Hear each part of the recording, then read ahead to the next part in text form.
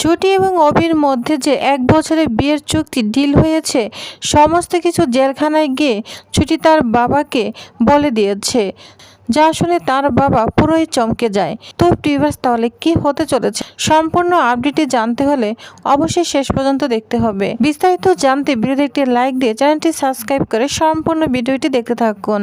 গল্পের শুরুতে আমরা দেখতে পাবো ছুটি খুব খুশি কালকে তার বাবার সঙ্গে দেখা করতে যাবে, কারণ অভি তার বাবার কেসটা নিয়ে কালকে কথা বলবে, যা শুনে ছুটি অনেক খুশি। তখন বলে, উকিল স্যার বলুন না যে কালকে আমার বাবার সাথে সত্যি দেখা করতে পারবো তো?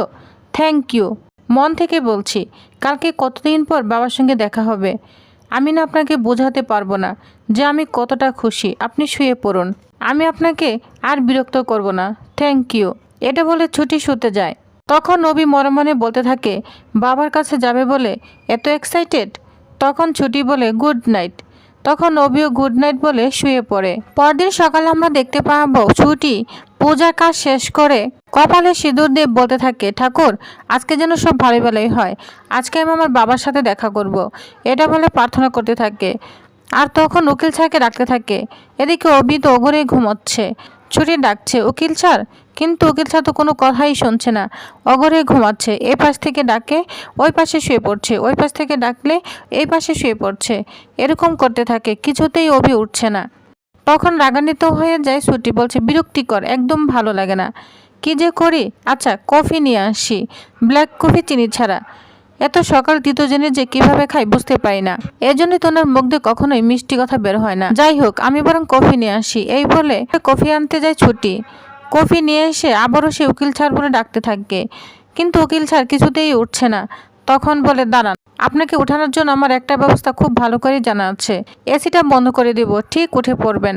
তখন ছুটি এসিটা বন্ধ করে দেয়, আর তারপর আবার ডাকতে থাকে, কিন্তু তবুও অভি কিছুতেই উঠছে না। তখন বাধ্য হয়ে ছুটি কফির মধ্যে অভির হাতটা ঢুকিয়ে দেয় আর চিৎকার করে ঘুম থেকে উঠে পড়ে। ছুটি তখন বলে, সকাল হয়ে গেছে, আপনি শুনতে পাচ্ছেন না? কতবার ডাকছে আপনাকে। অভি তখন বলে, গুড মর্নিং। ছুটি তখন বলে, আপনি কি ঘুমের ঘরে এত ইংরেজি বলেন? বাবারে বাবা, আপনাকে কতবার করে ডাকছি, একবার অন্তত সাড়া দিতে পারতেন, একবারও সাড়া দিচ্ছেন না। এজন্য তো বাধ্য হয়ে আপনাকে কফির মধ্যে হাতটা ছেঁকা দিয়ে দিয়েছি, কিছু মনে করেনি তো বলুন। আর তখন অভি রাগান্বিত হয়ে যায়, বলছে কি, গরম কফির মধ্যে আমার হাতটা ছেঁকা দিয়ে দিয়েছেন, আবার বলছে কিছু মনে করেননি না? অদ্ভুত মানুষ তো আপনি। ছুটি তখন বলে, আজকে আপনি আমার সাথে যতই ঝগড়া করেন না কেন, আমি কিন্তু পাল্টা ঝগড়া কিছুতেই করব না। আজকে আমি খুব খুশি। আপনি তাড়াতাড়ি ওঠার কফিটা খেয়ে নিন, ঠিক আছে? আর এই যে জামা কাপড় সব আমি দিয়ে গেলাম, বুঝতে পেরেছেন? এগুলো দয়া করে পরে নিন, দেরি করবেন না, ঠিক আছে? তখন অভি মজা করতে থাকে, বলে, শুনুন, তাড়াহুড়া করে না কোনো লাভ নেই, আমার কাছে মেসেজ এসেছে, আজকে যাওয়াটা হচ্ছে না। যা শুনে ছুটি খুব মন খারাপ করতে থাকে, বলছে, কি বলছেন? আজকে আমার বাবার কাছে যাওয়া হচ্ছে না? তখন অভি বলে, হ্যাঁ, আজকে আমরা যাচ্ছি না। ছুটি তখন বলে, কালকেই তো ঠিক হলো আমরা বাবার কাছে যাচ্ছি। না না, এটা হতে পারে না, আপনিই তো বললেন আজকে আপনি আমার বাবার কাছে নিয়ে যাবেন। এটা বলে ছুটি কান্না করতে থাকে আর বলে, জানেন আমি কত কিছু ভেবে রেখেছি, কত কিছু ভেবে রেখেছি। আমি আমার বাবার সঙ্গে দেখা করব, দেখা হলে কি বলবো, সারা রাত এগুলোই ভেবেছি। আর আপনি আজকে বলছেন দেখা হচ্ছে না? যা দেখে অভি অবাক হয়ে যায়। তখন অভি তখন ছুটির মুখে হাত দিয়ে জল মুছে দেয়। তখন ছুটি অবাক হয়ে তাকিয়ে থাকে। অভি তখন বলে, আপনি কাঁদছেন কেন? প্লিজ কান্না করবেন না। ছুটি তখন বলে, আপনিই তো বলে দিলেন যে বাবার সঙ্গে আজকে আমার দেখা হবে না। আমি কত কিছু ভেবে রেখেছিলাম, বাবাকে কি বলবো জানেন আপনি? সেটা কিছুই হচ্ছে না, আর আপনি এখন বলছেন বাবার সঙ্গে দেখা হবে না। অভি তখন বলে, প্লিজ আপনি একটু চুপ করুন, আপনি কাঁদবেন না প্লিজ। এই বলে ছুটির মুখে আলতো করে হাত দিয়ে চোখের জলটা মুছে দিতে থাকে।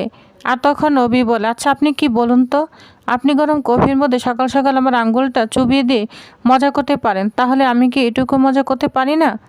আজকে যাওয়া হচ্ছে, এবার রিল্যাক্স করুন, কান্নাকাটি বন্ধ করুন প্লিজ।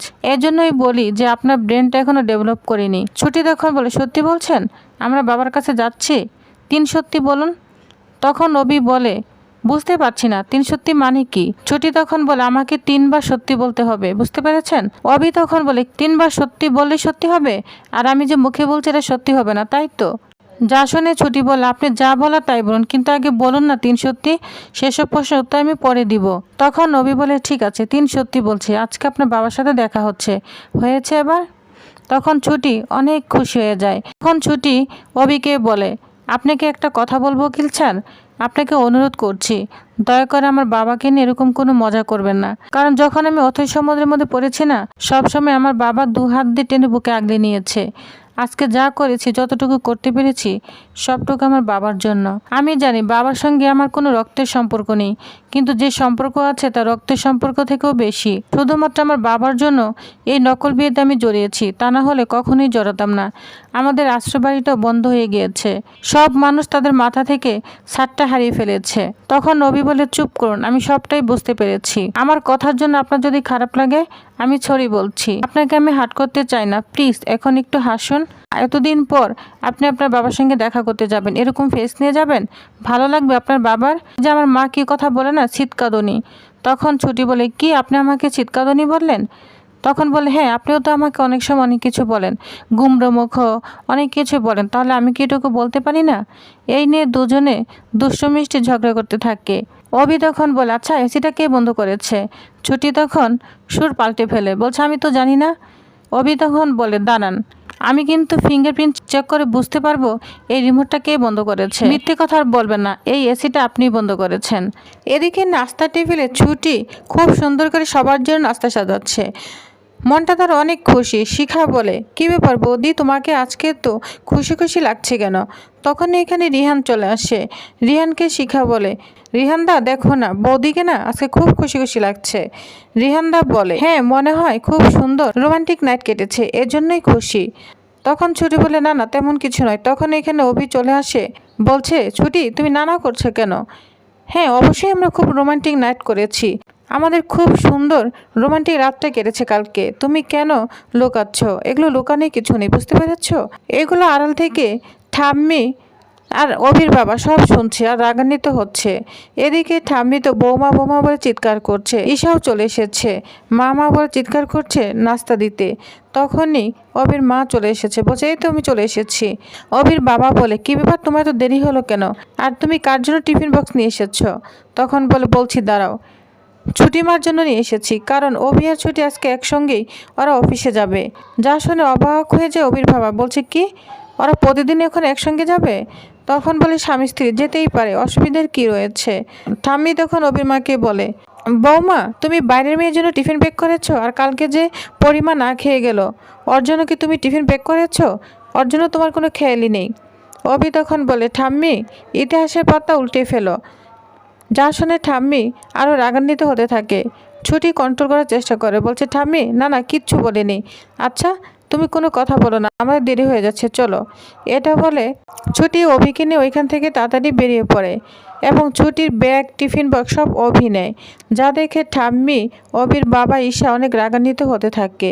ঠাম্মি তখন বলে, আরও কত কিছু দেখতে হবে, ভাগ্যিস আমি রুমে নাস্তা করতে পারি না, তা না হলে আমি রুমে গিয়ে নাস্তা করতাম। ঈশা তখন বলে, ঠাম্মি আরও কত কিছু যে দেখতে হবে। তখন অভির বাবা ঈশাকে ধমক দেয়, বলছে, ঈশা চুপ করবি। তখন ঠাম্মিকে কন্ট্রোল করার চেষ্টা করে অভির বাবা। এদিকে বাইরে এসে অভি পরীকে সব কিছু দিয়ে দেয়। তখন পরি বলে, থামুন, ওইখান থেকে তো যত্ন করে নিয়ে আসলেন, এখন সব কিছু আমার ঘাড়ে দিয়ে দিয়েছেন। অভি তখন বলে, শুনুন, আমার যা দায়িত্ব আমি করেছি, এখন তাড়াতাড়ি গাড়িতে চলুন, কারণ বেশি সময় নেই, আমাদের তাড়াতাড়ি যেতে হবে।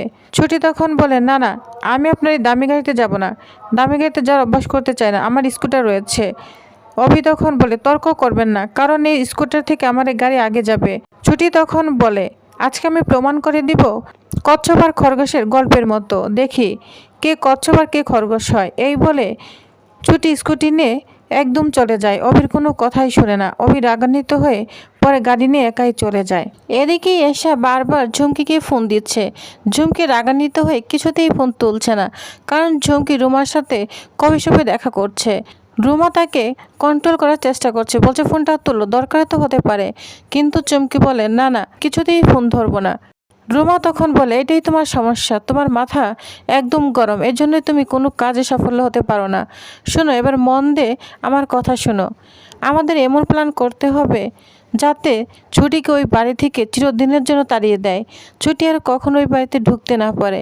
যার সঙ্গে চুমকি অনেক খুশি হয়ে যায়। তখনই রুমার ফোনে একটা ফোন আসে। রুমা তখন ফোন ধরে বলতে থাকে, এনি আপডেট? তখন তাকে আপডেট দিতে থাকে যে জেলখানায় অভি এবং ছুটি তার বাবার সঙ্গে দেখা করতে গিয়েছে, দেবদত্ত রায়চৌধুরীর সঙ্গে দেখা করতে। যা শুনে রুমা এবং ঝুমকি পুরোই চমকে যায়। এদিকে দেখা যায় অভি এবং ছুটি চলে এসেছে জেলখানায়। তখন অভি ছুটিকে বলে, এই শাঁখা সিঁদুরগুলো খুলে আমাকে দিন, কারণ এভাবে দেখলে আপনার বাবা একটা শক পেতে পারে। তখন ছুটি অভিকে শাঁখা সিঁদুর খুলে দেয়। এরপর আমরা দেখতে পাবো একদম জেলখানার ভিতরে চলে এসেছে ছুটির বাবার সঙ্গে অভি এবং ছুটি দেখা করতে। ছুটির বাবা অভিকে দেখে ছুটিকে বলতে থাকে, মা, ওনার কথা আমি জেল থেকেই শুনেছি, ওনার অনেক নাম ডাক, ওনার তো অনেক ফিস, এত টাকা তো দিবি কীভাবে? ছুটি তখন বলে, বাবা তুমি চিন্তা করো না, উনি কোনো ফিস নেবে না, ওনার সঙ্গে আমার একটা ডিল হয়েছে। যা শুনে অভির বাবা পুরোই চমকে যায়।